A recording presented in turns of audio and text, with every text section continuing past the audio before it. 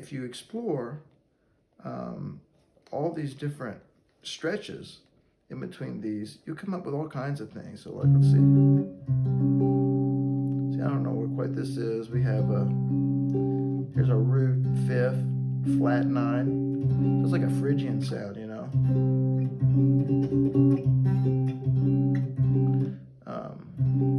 If we switch fingers here, what do we have? Okay, this would be like A flat major 7, the 3rd in the bass. Should work really good with this one. That's nice. Let's see what this does. What we have here, we got a flat major with an E in the bass.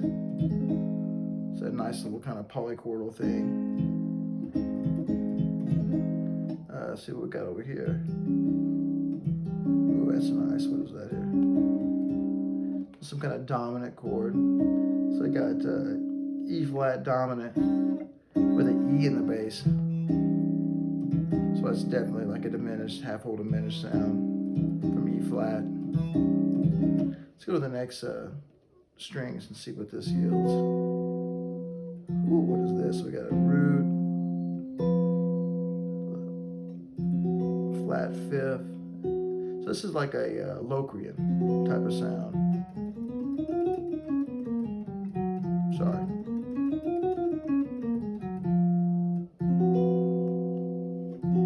Or it's not Locrian at all, because it's, never mind.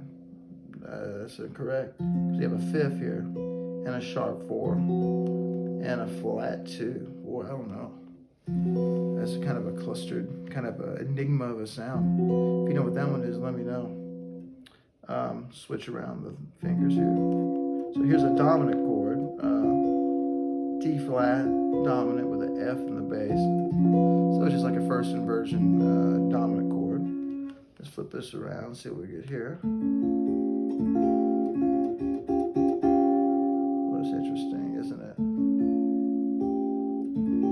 So down here, you could say this is a augmented with a G on top. So you could call it like A7 augmented, you know? Probably resolving really nice to D.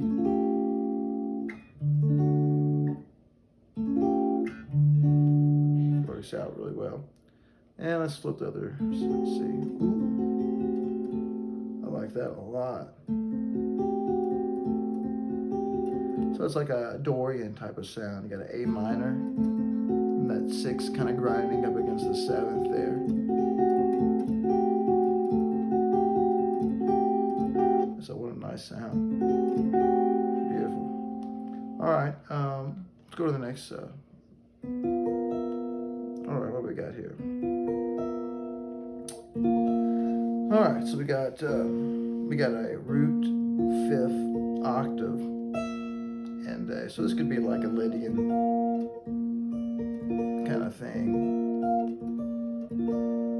What else could this be? Maybe like it's Locrian as well. Let's see, let's flip it around a little bit. Oh boy, what do we have here?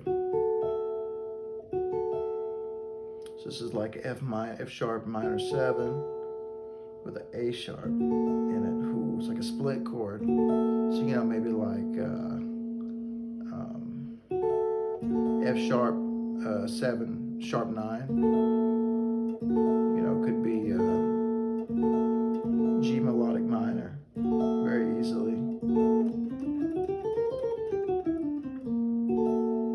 See, in the right context, in the right scale, these sounds are actually useful, and they're kind of exotic, and people don't use them because they just use them in a finger exercise. This next one, of course, is just a dominant 7 chord. Makes sense because we had a major 7 chord. Now we've reached back, and it's a dominant. And then finally, let's see what this does. Oh, this is beautiful. What is this? So this is like a B flat sus2 with a D. So it's like a B flat add 2 sound. That's so nice. So there's plethora of sounds in these exercises, and if you can organize them and you have your harmony together, and you know enough music theory about how chords function, and you know enough tunes, and you can remember these shapes, and you can find some really unique ways to get in and out of these harmonies. And like I said, they're unique. They're not things that people use a lot. So they create a lot of color, a lot of impact when you use them. So another way I practice these shapes is I won't use my pick sometimes.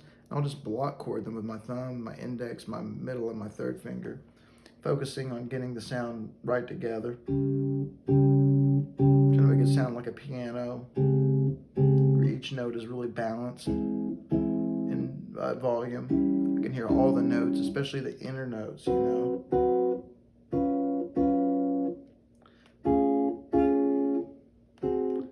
Those are the hardest notes to hear on a harmonic instrument, are the ones that are in the middle. So you can always hear the low one and the high one, but these are the ones in the middle that move around, that have all the character, it seems. That's another kind of a tech tip. I use really light gauge strings, not because they're easier to play or because of this or that or the other. I can play faster. It's got nothing to do with that at all. It's actually because I feel like the tone and it's just the tone is not as muddy and dark. I can kind of hear inside the sounds a lot better. I can hear the inner notes because the low note doesn't and just kind of wash over the other notes where you can't hear it, and it kind of hides it. I don't like that sound. I like to be able to hear all the notes very clearly and easily. And everybody's style is different. Some people are more heavy-handed. They play it a little different type of way. I'm just not that guy. I haven't ever been that way. I kind of look at music and this kind of stuff is more like carrying around a Swiss Army knife. You got to have the right idea, the right technique for the job. So maybe if I played a different kind of gig, or I played for somebody for a whole lot besides just myself, I would think differently. So it might make my job easier. But for the style of music that I play, I like light gauge strings. So another way that you can practice these is with the pick, one note at a time, and you can play them with a technique called sweep picking back and forth. So like for the very first one, you could play down for 4 notes, then immediately up for 4 notes. So you have this kind of evenness. The thing you have to work on in this technique is being sure that all the notes are separate. They don't bleed into each other.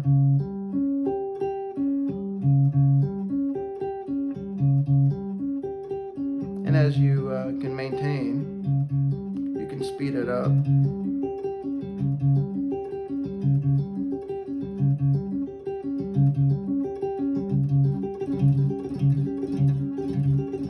When you work on those fast speeds, sometimes it's helpful to be sure that the right hand is rhythmically accurate. So you can like mute the strings with your left hand so they don't make any sound, and just practice, the right hand. Down, down, down, down, up, up, up, up, down, down, down, up, up, up. Maybe slowly with the metronome at first, and you kind of speed it up. Notice a lot of the movement that I'm using a little bit of wrist, kind of making the pick easier to go through the strings as I drag down or up. But a lot of it is in the arm. Kind of connected to my elbow and the shoulder. I'm really moving the big, the big parts here, and not really the wrist like this. No, when I do these sweeps, I really connect my whole arm to the motion of the sweep. Now, if I'm using individual pick strokes like down and up, I use a lot more of my wrist. So that's kind of a different technique. This leads me to the next way to practice these is you can practice them alternate pick the same way.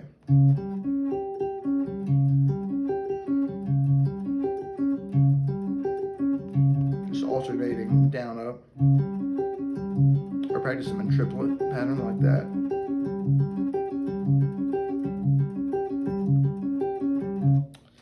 work, or then, you know, switching through them as you do them.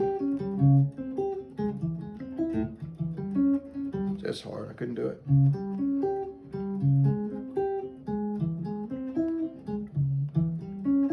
Well, that last one's a doozy, isn't it?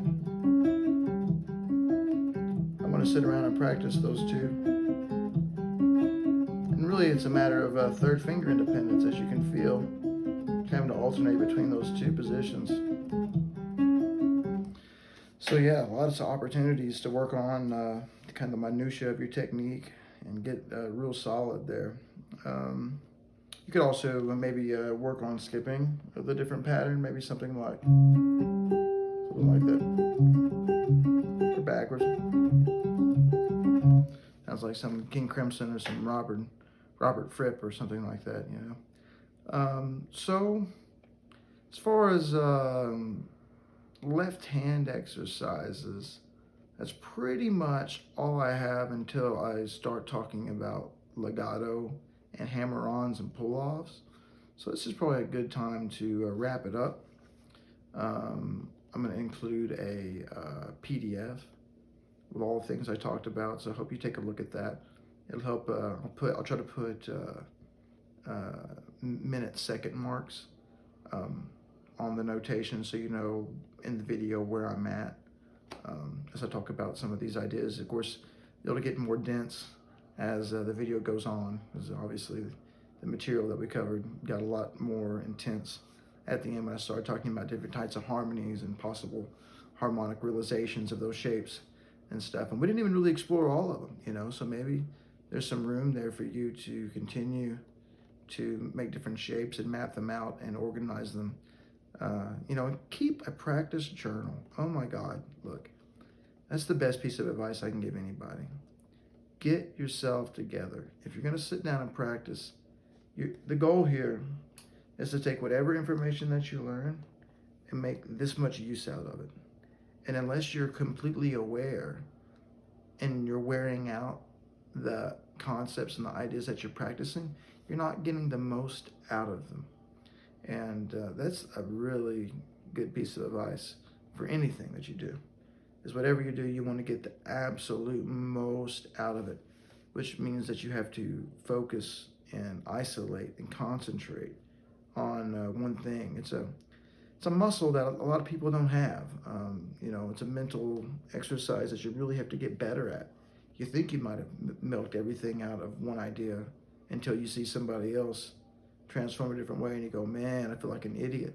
That was the simplest next step, and I couldn't even find it. You felt like you were blind and you couldn't see, you know, the next part to go to. But in reality, in your mind, if you stick on something long enough and you get creative, you can think about all kinds of ways to use this material and incorporate it in your own playing. It's all about awareness. All right, well, thanks for tuning in. I'm going to do this again, I guess, every day until we see ourselves out of the corona disaster that we're going on right now. And I hope you have plenty of time to sit around the house and things are good enough to you that you can play guitar all you want. I'll see you next time.